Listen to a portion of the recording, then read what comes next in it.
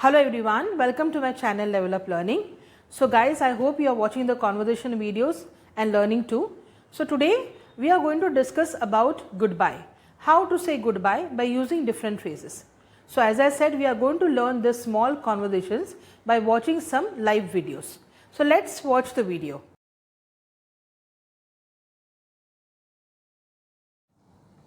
It was a pleasure meeting you, Diksha. Same here, Myra. I'll catch you later. See you soon. Bye-bye. Bye. It was nice meeting you, Myra. Same here, Siddhi. I'm looking forward to meet you again. Bye-bye. Bye. I'm glad to meet you, Siddhi. Same here. I'll catch you soon. Okay, bye for now. Bye-bye. So guys, I hope you liked the videos and you understood the 3 different phrases of how to say goodbye to anyone. So guys, keep learning, keep watching. Bye bye for now.